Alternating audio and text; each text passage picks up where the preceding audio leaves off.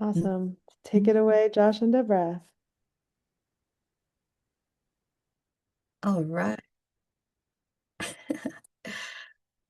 Okay, I'm gonna turn my video off because I'm in rural Washington and we don't have fiber, so sometimes the internet has some moments. So we'll just do what we can do. Please like make some mo motions though if the sound gets really bad, and Josh and I will accommodate accordingly. Okay, cool. So hi, I'm Deborah.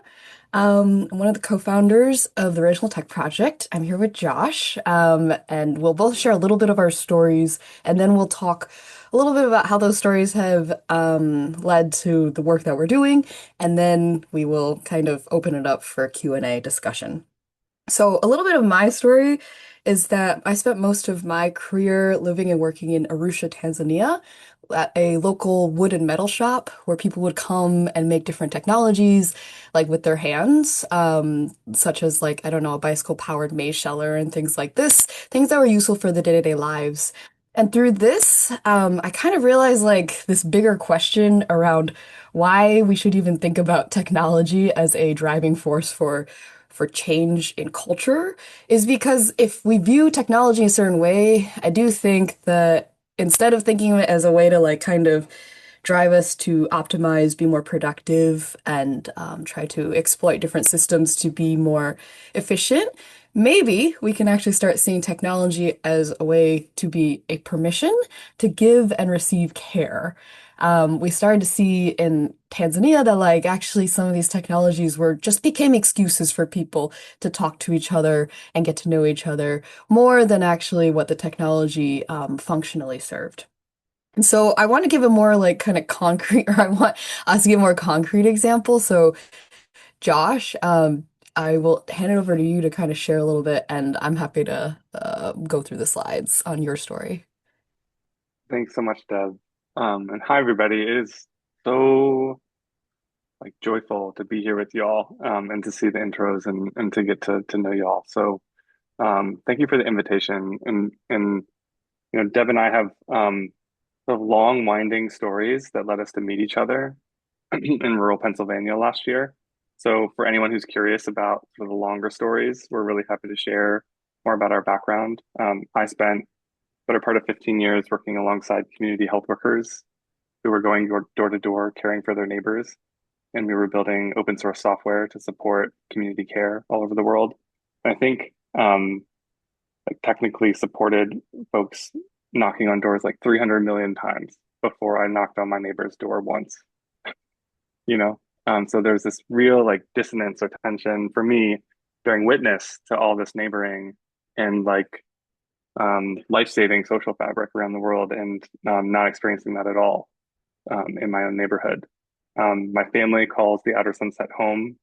And if Deb, if you go to the next slide, there's, um, yeah, there was a sense for me of like a deep sense of wanting to know who my neighbors were, wanting them to know that I cared about them, wanting to know myself that they were looking out for and cared about my kids, and just generally sort of wanting or longing for reciprocity to be in the air in my neighborhood in the same way that and for us to feel it together in the same way that you sort of feel concrete when you walk around.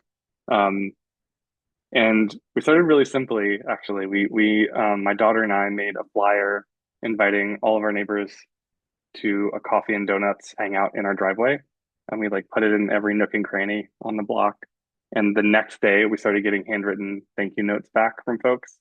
Like people were really waiting for an invitation. And I'd like to point out my daughter put on our third story window, put this little flyer in with tape to make sure that everyone walking by always knew they were invited. Like, um, yeah, it was really, really sweet. And then people showed up and there were these moments of like walking down the street, people seeing people walk down the street. It's like, are they coming? Are they coming? And then when they would like turn their bodies to come to us, it was like this, celebratory moment every time. And then we sort of came together and we came together as a neighbor group to what we said was to support each other and to plan our next party. And Deb, if you go to the next slide, we did form a group chat, but we also created a little place for us, cozycorner.place. And the first use case for this website, which is just for our like street, looking out street, just for us here. The very first use case was actually street cleaning reminders so that people would stop getting tickets. Um, you just say which side of the street you're on, and we'll send emails and texts to you. And I've gotten so many hugs when those tickets are saved. And that was like the first community service that we offered ourselves, essentially. But then we used it to plan and then sign up for roles to play in the block party. And 10 of my neighbors that I had met signed up for roles to play, but also 10 people I hadn't met signed up. And on the block party day, like at 10:30, Michael like stepped out of his house to play his role, and it was like this coming together for the magic of that event. And we created sort of a retro page to remind ourselves what it was like, and we're in the middle of surveying and planning our next party, and that's been really an amazing experience. When new neighbors join, or folks send folks there, there are neighbor coupons that you can claim, and there's like really good friction here where in order to redeem a coupon, you come through me and I introduce you to the neighbor who is offering that thing. So yeah, good friction is definitely part of this theme. So that was the first thing we did. And Deb, on the next slide, I'll show the next thing, which, a group of parents actually were getting together and were like, what is going on today in our neighborhood? I cannot walk very far. I need to know like where to use my bandwidth, what is happening today. And I started sort of asking that question to ourselves and found lots of places that like little calendars or little event notices or little social posts when we're talking about things happening in our neighborhood. And there's a lot actually within like a 20 block radius. So we started pulling that together at outersunset.today to like just show what's happening today and then let people create plans and share plans. And then when you see something on a poster or a flyer or on the chalkboard, you can text it to the site and it'll pull it into the community dashboard. And then we decided to do news with some alerts and stuff. But maybe the best use case for this so far for me is the pizza ticker. There's a bakery that does a daily pizza menu, and every family in the neighborhood needs to know if their kid will eat the ingredients on the daily menu. And so we pulled in like a pizza ticker to show the ingredients on the daily pizza. And so that was a hit. And then there's a newsletter that goes out every Monday morning, and some curation here from me. So yeah, that's our new neighborhood calendar. And Deb, on the next slide, the next thing that happened was really special. So my friend MJ had his kid's birthday party. He bought supplies for it, and he pulled me aside. He said, I bought these things, but I'm only like okay with doing so with the intention that I share them with other families. And this is something that comes up all the time. Like, I do not want my neighbor going to Home Depot to buy the tool that I have in my garage. Like, it just like this American story like shows up everywhere. And so the platforms haven't solved it, but MJ was sort of wondering if we could create a system. And then that night we did. And like the first version was like thrilling. It was like so fun to be able to like take pictures of things in our garage and offer them to each other, and create little illustrations and set up lending guidelines and have it be sort of smart and work for us. And sort of the thing we had to do was like trust and show up for each other. So that has been an amazing experience. I can tell you all about how that has unfolded and how the mutual aid pod in the neighborhood created a neighboring system. We then federated that in a certain way. And then MJ sort of brought this to the Washington Post. We knew it was going out. And the morning before that column went out, we decided to create this as a multi-tenant system so that folks anywhere could start their own sharing communities. And over the next 3 days, like 200 neighborhoods started doing this. And we've heard from a lot of really amazing community organizers all over the country. So yeah, this was a really cool experience and sort of locality to locality spreading of a thing or a meme. So yeah, Deb, maybe two more slides. What's on the next one? Oh yeah, so this one is maybe the last one I'll share right now. That my neighborhood association sends us emails with notes from the meetings. And in one of those meetings, a neighbor asked if there was a walking tour app or like guide, and I like honed in on that. That was really an exciting idea. I knew about the Western Neighborhoods project that has an amazing archive, and so over the course of like a few days with some friends, we created the field guide, which is past and present, but also future sort of views of the neighborhood. If you're at a cross street, you can pull up any of those and see what's there. Um, and this is probably my kids' favorite project, I will say, because it sort of got them into the place in a different way. Um, and my daughter especially has always had that sort of spatial belonging or awareness. Um, but my favorite thing about this project was that the process of creating it has led to what I describe as sort of we describe as bridging connections in my neighborhood. Like people I would not have met otherwise really wanted to talk about this and spend time working on this with me. So some local artists, you see Steph's sketch there in the middle, and then local historians who like really schooled me on a bunch of things was really fun. So yeah, the process of building this really led to a bunch of new amazing connections in the neighborhood. Um, cool, thank you, Deb. I'll pass it back to you. Cool. Okay, so hopefully now you have more of a sense of what we mean by relational tech. We're constantly asked like what exactly is it? What are the guardrails behind it? What is it not? And I think these are good questions. And what Josh and I want is to maybe not be the ones to define it, but to define it with others by kind of looking at these different examples to get a sense of like a felt sense, an intuition for what relational tech is, and then maybe extrapolate from there. So based on these kind of stories that you've heard, we've been thinking a little bit about like our views around design. And so like we see usually design is seen as like a cycle maybe, or design thinking, things like that. And what we want to emphasize is, of course, the thing that we build is important, but also the thing that's just as important is how we build. And when we think about building, since I'm now in rural Washington, I spent a lot of time looking at ferns, and I'm just amazed by how ferns, when they grow, they come out, the fronds are like already whole, and then they unfurl, and then they grow from there. And that's how we see communities too. We're not going in, like, even wherever we live, there's already a lot of stuff happening. Even if there's not that many people, there's a lot of plants who have made a sort of energy there. And the dream around relational tech is to support this kind of unfurling. And these are some, ways to support the unfurling that if people want happy to nerd out more, we kind of think it is starting as like observing what's happening. As Josh mentioned, he observed in himself that he wanted to care more for his neighbors. And that started a journey for him to invite neighbors into like that donuts and coffee process to start talking together and dreaming about the neighborhood in a very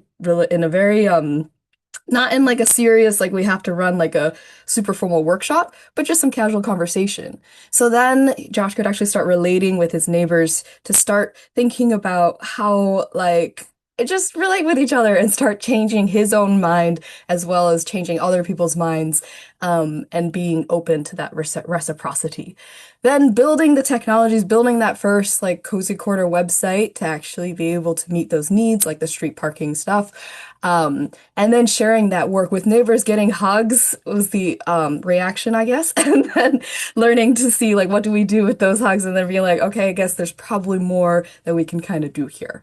And so this is as we're thinking about how we want to, what kind of way of building relational tech, this is a vague framework. We can play around with it. As we're thinking about it, it's all about how do we unfurl more of the already existing but potentially latent agency, belonging, and trust in a community. Um, and we love metaphors here at RTP, and one of our main ones is thinking about relational tech project. Like people ask us, what does the RTP do? We see what Josh is doing in Outer Sunset, and we see ourselves as a river. So the river, we flow into all these different local gardens around the world. You saw different communities like with the community supplies website. There's also a lot of others who are kind of playing around with building relational tech in their communities. And all those people are, we see them as local gardeners stewarding their own local gardens. And so they get to decide, do they want water from our river? Maybe they want it now, maybe they don't want it later. That's cool. They get to make that decision. And the thing is, when a river flows into a garden, it also carries sediment out, so that everything that's kind of in those local gardens get to influence the overall river, which then we think it makes our river more fun. And one of our roles, Josh and I, is to just ensure that the river stays healthy and fun to play in. And so our overarching goal, our overarching mission here, right, is to accompany people on this very long journey of crafting relational tech with neighbors, with this kind of sub goal around like crafting infrastructure for this locality to locality spreading. One thing to note here is that yeah, it's a long journey. Relational tech is it's not like you build it and it's done. As you saw in Josh's story, things unfurled a lot and they continue to. Like literally yesterday, new things are happening. So today, literally. So this is what we know is it can be a bit tiring to do that. So that's why we want to create this infrastructure for people to support each other to do this work. Um, so one example of this, real quickly, is Alex reached out to us. Alex is based in Baltimore, and he was working on this community guaranteed income club, where basically people would commit 7% of their monthly income to a pool, and then they would split it evenly at the end of the month. And so there's kind of a natural wealth redistribution there. And so Alex was kind of using an array of like Airtable and Power or like Google Forms, like all these sorts of an array of different tools, kind of hacking it together, we could say. I've been there. Many of us have probably been there before. And so then when he came to us, we hosted a session called a Bring Your Own Build session, where people before the session would kind of mess around with building something and then bring it to a session with Alex where we would share our builds and then see like which ones resonated with Alex, not as a way for him to like just take the build, but just as inspo, just for fun, just for jamming. Because one of the things now with the rise of what we can do with powers of generative AI is that we can build these things kind of quickly and use it more as a discussion piece, as opposed to like a final product necessarily. And what we like is it's really cool actually to design in this way where anyone can really build an idea out and be able to share it with others in order for more inspiration and jamming to occur. And you can actually check this out if you want. Josh, you want to share the website link? That's fun for people. So some of the infrastructure that we're experimenting with, if you had a chance to read the Substack article, we talk about a little bit around these three specific tools. So there's Studio, which is an out-of-the-box tool to help you start planning and learning with your neighbors. It's very chat driven. So you go in and you start talking to this chatbot that is trained to have a more relational tech approach. Again, thinking about this unfurling, thinking about existing stuff, asking you questions about your neighborhood, and it will help you remix different examples of relational tech that have been happening around the world. And everything that Josh showed at the beginning of this talk was you can remix that for your own neighborhood in, I don't know, 15 minutes or so, depending on your internet speed. And then it will also come up with a build plan for you that guides you and reminds you that, it's not just about building for like just building it is done, but kind of it's the beginning of a process with neighbors. We've also built out this thing called Watcher, which is a digest of what's happening in the relational tech ecosystem. How it works is you add a hashtag to a GitHub repo, hashtag relational tech, and then this thing will kind of scan what's happening. And if you don't want to be scanned anymore because that feels weird, then you can just remove the hashtag and it won't scan anymore. And so it's kind of like an opt-in way so that you don't have to send updates to someone, you can just have someone just know that things are happening, which I find kind of nice. And then we also built out this MCP.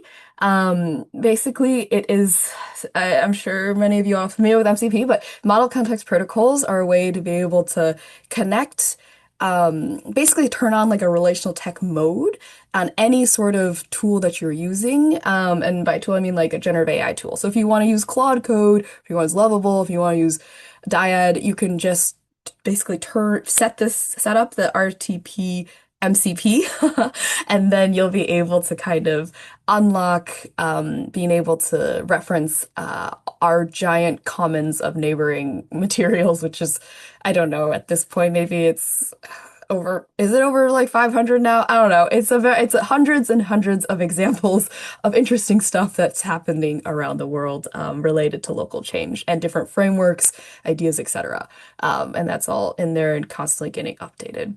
And part of our goal here is that um, each of these each of these they're experiments, so they're not meant to be final, and they're also meant to be contributed to. So if you open up Studio, you'll see that there's a way to contribute different ideas to the commons so that that MCP can grow and we can all start learning from each other. Again, thinking about that river metaphor, things that you build kind of like shaping the overarching thing in the river. Um, so another important thing is that we're not just like what we've realized is trust isn't like people, there's lots of tools out there and it's kind of yeah, one of the things is people ask us is how do you convince people to use your thing? And we're like, I don't know, we just try to show up, really. Show up and like be hands-on and build and support people to like build this relational tech at gatherings both online and on land, at those that we host and those that we guest at. And we actually start this process of building trust and relationships through that process of building tech together. And that kind of harkens back to my life in Arusha, Tanzania, because that was one of the main things was I started getting closer to people when we were able to build technologies together. And there's a certain type of trust that comes when people do projects together that I think is really cool. And maybe we want more of that. Anyway, it's not the most scalable concept and it's slow. But it's consistently growing and it feels good. And that's what we like is when things just feel good. So I think, yeah, that's it for now. I'm excited to hear some of your thoughts and reactions. We have some questions we can ask to kick off conversations, but I'm also just curious how this all lands. And also just know that Josh and I are totally down to jam. You have our emails there. I'll send this to Val later. Okay, I'm gonna stop sharing. I think I've stopped sharing. Awesome. Thank you guys so much. Yes, you did, Deb. Um, cool. Steve, you have a question. Go for it. Yeah. Well, I often share a lot with the people in these seminars in one way or another in my long life, but you really hit upon something I've been trying to practice my whole life. I've been in an alternative event planner, and I was actually at it in San Francisco. I had an event space about 6,000 square feet at Van Essen Mission about 15 years ago. And we did some stuff there. The San Francisco Free School was started in my space, if you've ever heard of that. But I just wanted to say this is great stuff, and this is precisely the type of stuff I'm currently trying to integrate into my proposal to the Mamdani administration, which I hope to actually deliver in force when I get time for it to do it this coming month, I swear. So, yeah, I have this idea for a colossal community center, and a lot of this stuff would plug in very well to all of that and create sort of a distributed infrastructure that would pair well with that approach. So, um, and I'm glad the community calendar was such a took off so well. Do you have some more follow-up with regards to what happened to the 200 communities that tried it out in 3 days, Josh? I'm in touch with so many of them, and I also, I mean, I see, things going. And then people will find me and tap me on the shoulder and tell me about the things their neighbors are sharing. And I didn't know that they had set up their own sharing system. So that has been really fun. Also, folks will have tapped me on the shoulder and said, this is not really about technology. This gave me permission to ask the question of my neighbors, are we okay sharing things with each other? Or can we try this? It's like creating this sort of brave space that I think is really powerful. So yeah, I didn't know that we'd be in sort of this like platform support role, but we've found ourselves there, and it's um, a lot of work, but it's also like we're very happy to do it because it's sort of a Trojan horse for a lot of other practices, we think. I love it, Steve. Please, can we stay in touch about what you're doing in New York also? I love that vision. Yeah, and same for, I know there's a couple of us who were talking about New York stuff before. So if there are groups of relational technologists in New York, please let us know so we Yeah, and can. I specialize particularly in musical events. For example, in San Francisco, I regularly threw an event called Tuning In, which was basically a party without talking. So people would go there, they just play music, they'd work on collective art together and things like that. So um, this is the stuff I do or Yeah. did, but So turned cool, formed Steve. it We have into a lot to talk full-time about. role. All right, Yeah, I bye. love it. I love it. All right. All right, let's go Ren and then Anne's question in chat and then Ben. Hi, Josh and Deborah. It's great to meet you guys. I wanted to ask you to talk a little bit more about uh, how people find you or how you find people who are willing to take the leap to put themselves out there and go knock on their neighbors' doors and do all this stuff. And maybe a corollary question about if you see there being any role for government. And I'll give you a couple of points of context on that.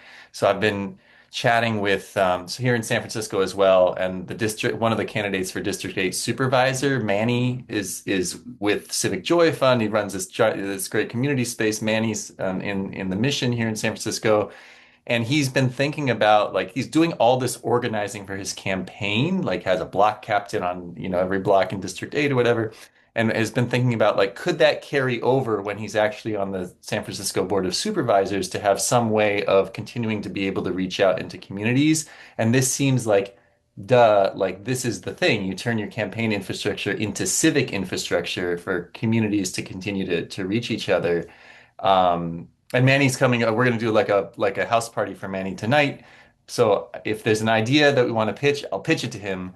But but yeah, wonder what you think. Like, is this something where you could use the reach of government to have this disseminate faster across cities?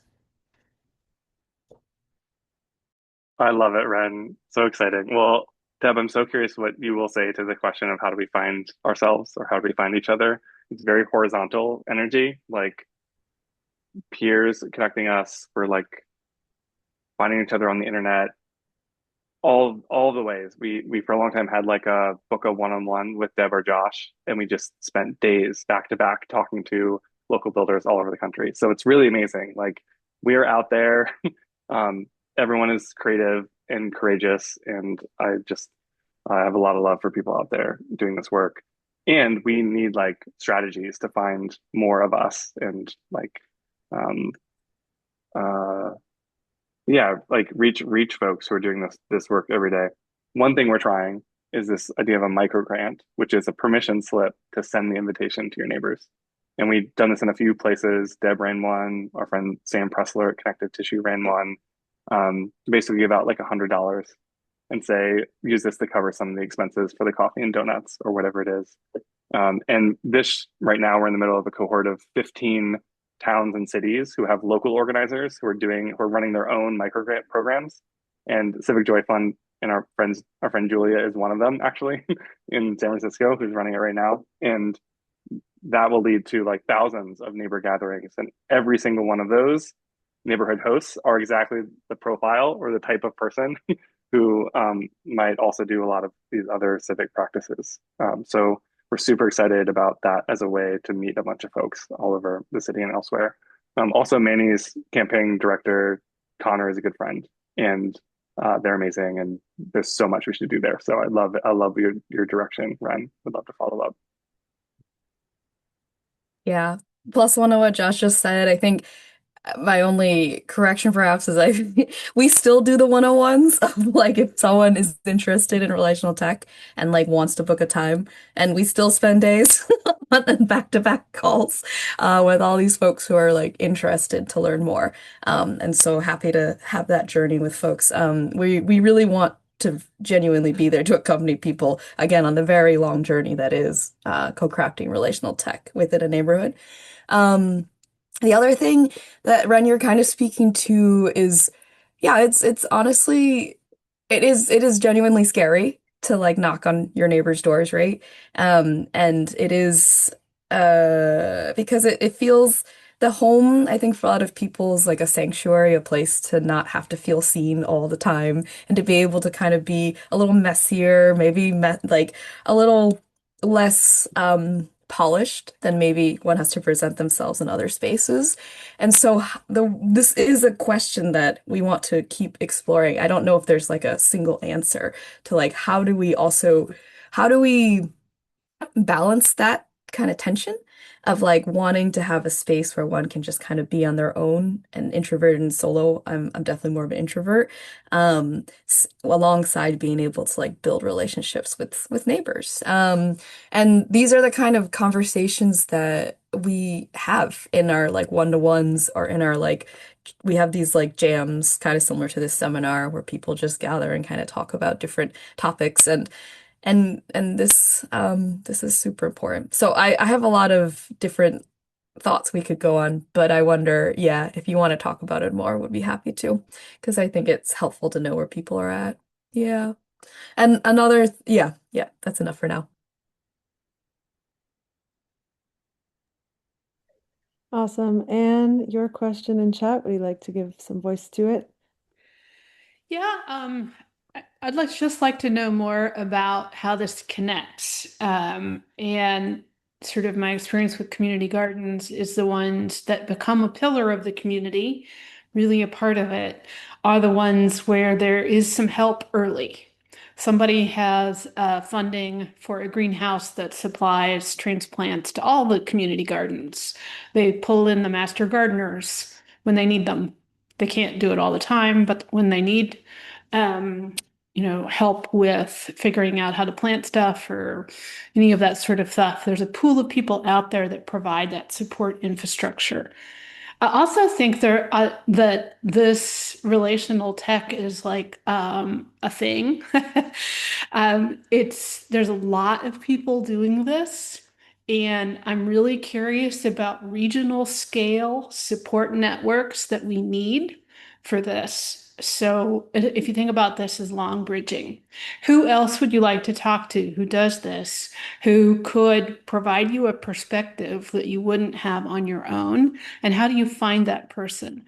How do we think about running peer-to-peer networks? What if we're not doing it through fiber? What if we're doing radio? There's just a lot of things like that that I think at a regional scale might be really interesting. Is there a place for people to contribute resources and do thinking about a little bit more infrastructure for these? Oh, so much wisdom there, and thank you. I mean, your questions teach us a lot, honestly. I think, Devin, I'll take a first pass, but I think we are our own support infrastructure in how we envision it and how we try to practice it every day. We have a concept of a gift build, which is like the activation energy to do the first build of a thing, and then pair walk through it, and then hand the keys and see the transfer and like both of our agency build in that session. So like doing this together is very much the approach that in the practice.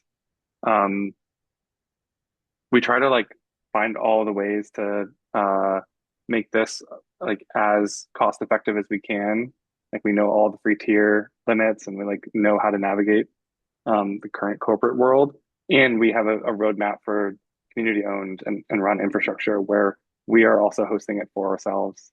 there's more local first tech as default. It's like we see a path to us having more control over the stack. So that's really exciting for us. And then I think I love your second question so much. And I just learned so much, and I am humbled every day by the practice and knowledge that folks are holding. And so like I feel so honored when folks want to join into a network and contribute that to like local, regional, and more global commons. So yeah, just So, I love your for question. example, the relationality folks like David J, who's in Oakland. I mean, so you can just sort of naturally think of people who have some overlap and some difference that might be really useful to have a resource network for. Yeah, we're big David J fans. He's in our like little we he is he knows about us, we know about him, we chat a lot, and it's quite nice. And it's true, because the thing that we have to do is support each other. And that's something that when we think about again RTP's role in the we do see ourselves as part of a big ecosystem.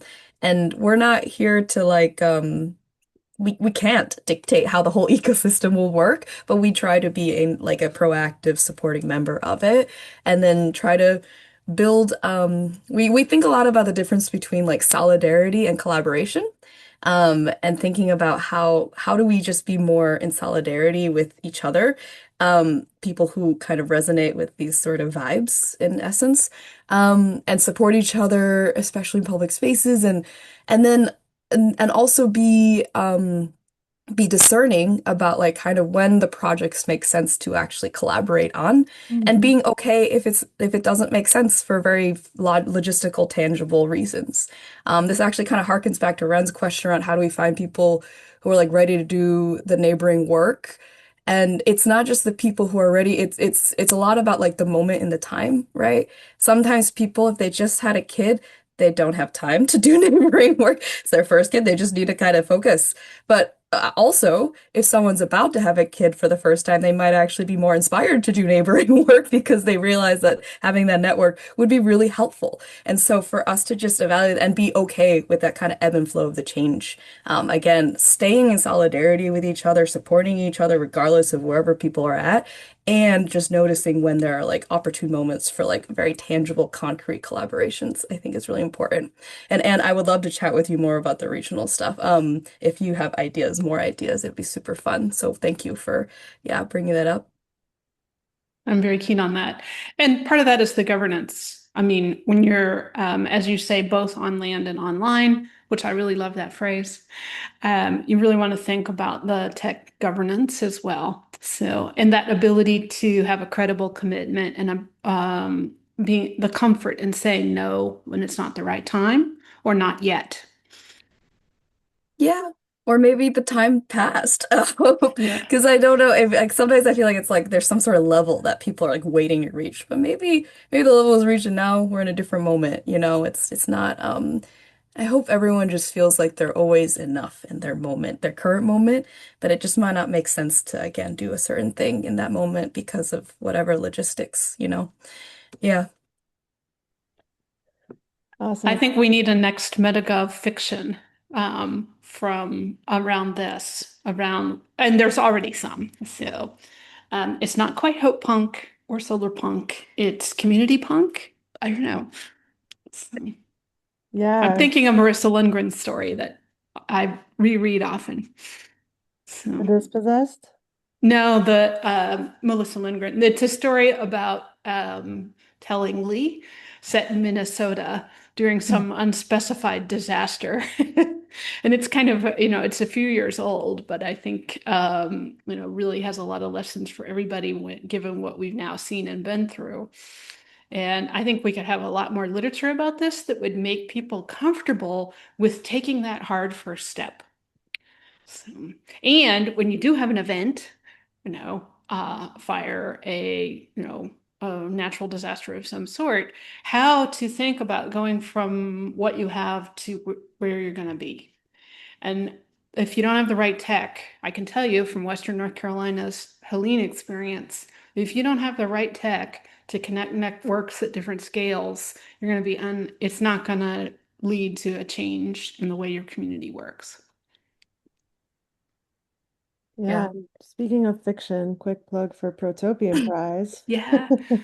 The Metagov is hosting our first fiction contest inspired by all of y'all working on technologies. The goal is to generate more fiction stories, short stories, anywhere from 500 to 6,000 words, but written kind of either about public AI, AI as public infrastructure, or the second category is democratic futures. So it doesn't even have to involve technology, it just kind of has to involve collective decision making and self-rule. So yes to more fiction and would love to do another book club on fiction. But Pono, your question, please. Hey, excuse me. Hey, yeah, thanks. Really loved it. So I've worked in like open source and free software infrastructure for almost 2 decades, and so my question's sort of around the infrastructure side of it. I'm really interested in sort of like data centers as public computation. Like, what would it be if computation was sort of a public utility and how we thought about it that way? And so I'm wondering how you're sort of thinking about that. Josh made sort of reference to, local tech first, which is like really, really inspiring to hear. But sort of, yeah, how are you viewing that? Like, are we expecting every community to have a sysadmin to run? That's how I used to think about it. How do we think about it now? Just any thoughts you've got around that kind of idea? Cool. Um, I can start with the one side of it, and then maybe Josh will pass it to you for the more technical side. Um, I think as we mentioned, like, Relational Tech Project, we're like a river, we're feeding these local gardens, local gardeners. And what we do want to do is support not just a single local gardener to do their gardening, but like groups, the whole group of local gardeners to craft sort of like an ecosystem of their garden and so on that end, there's a lot of unanswered questions of what exactly that means in terms of local first and the technical side. But I also think it's going to be different for every place. And so to that end, and kind of similar to Anne's question too, we're exploring setting up this thing. We call it the work towards home cohort instead of work from home cohort. And it's all about kind of like supporting groups of relational technologists, different places to actually start thinking about how do they steward their local relational tech ecosystem. And that does include the economic piece and this kind of technical piece as well. And the economic piece being very important. It's a big question. Where does money come from? How does it flow? And I think there's a lot of fragmented answers to that. Like, oh, you can talk to your local community foundation, you talk to like the local businesses, you can talk to local government, but kind of again walking hand in hand and accompanying people on that journey feels very, very important. So that people can like and share like specific tips about like how did you talk to your local government official about this? What does that even mean? How do you set up that meeting? I think we can start navigating that complexity together. So that's on one piece of things, but Josh, I want to hand it to you for more of the like technical stuff. No, yeah, it's I really think that we have the data center mess just because of capitalism. Like I don't think it's meeting any needs at all. And so like I think we should just stop with all the frontier models and we would have ex everything we need. So there's just like that like overall view that I hold. Um, and I just think like future of AI is more right-sized models, more smaller models, open source, open weight, and just that path we're just super excited about. And a bunch of open source, open weight models are very performant for our use cases already. So it's like a matter of just like creating the open source lovable, creating the like local first by default, having it be a little bit like hard at first, but then stories of possibility flowing as part of this broader ecosystem. Local libraries holding a bunch of new compute because like capitalism cycles through it, but it's still great. Like I just think we need a bunch of creative new stories that help us experience agency on the infrastructure and hardware side in the same way that we're experiencing with software right now.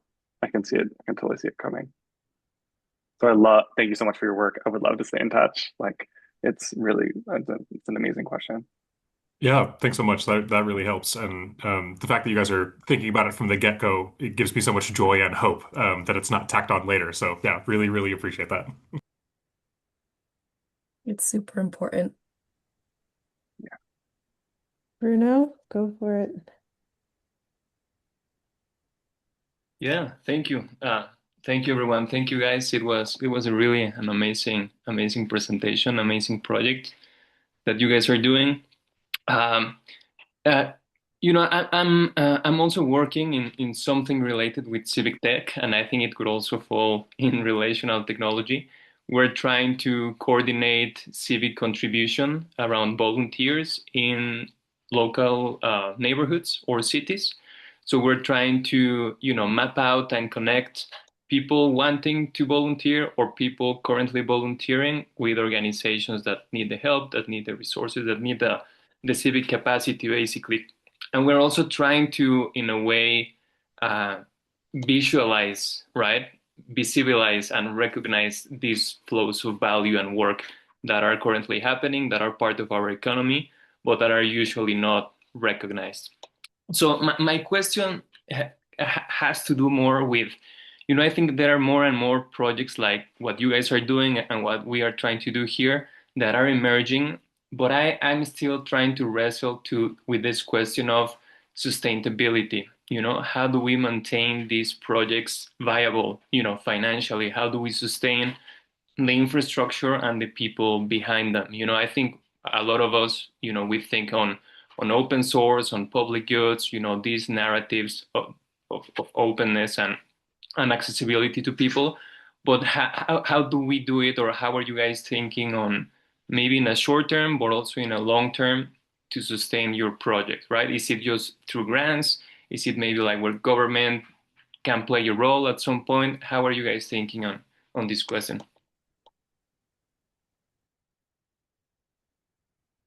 Okay, I can start. And then I'm excited to hear what Josh has to say.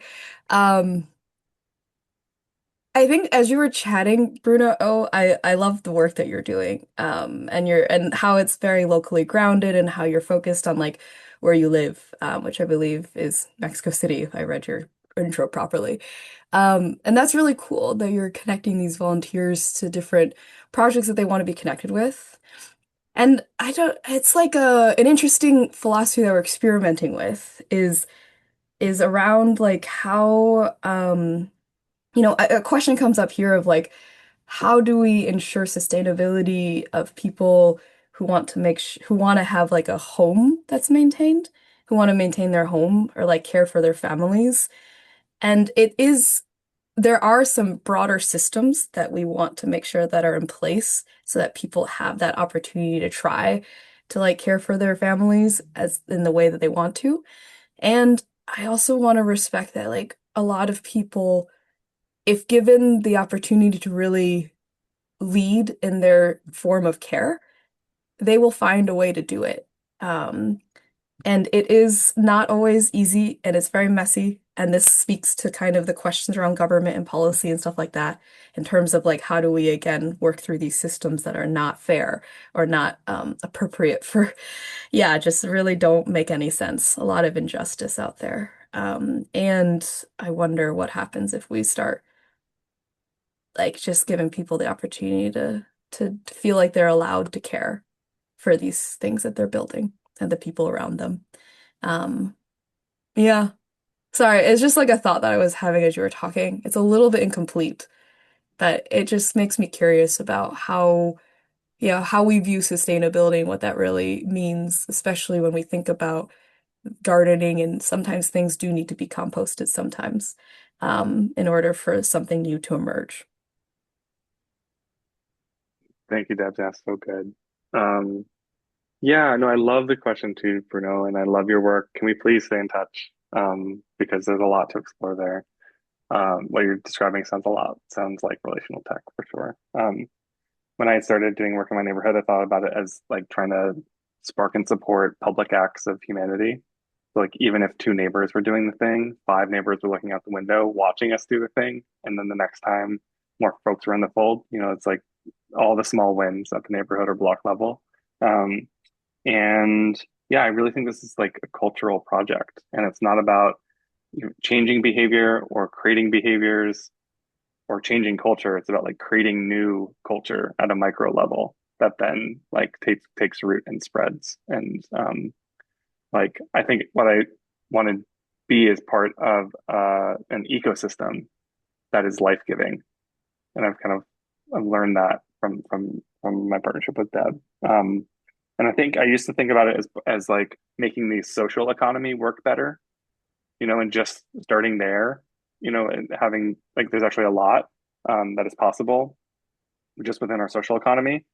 And I think like our current moment might be just to kind of state it like lofty, high, like lofty and long term, like we might see the end of alienation from work product and ourselves and others, and the end of like the commodity form, which gives way to more of a relational economy where surplus is localized and like circulating as part of life-giving ecosystems. So in that picture, like these roles are all really well supported actually by each other, and by place and people there. So I'm super like hopeful medium to long term. I just think we need some bridging creativity, which includes philanthropy, includes um, mutual aid, includes co-ops, like a lot of bridging institutions.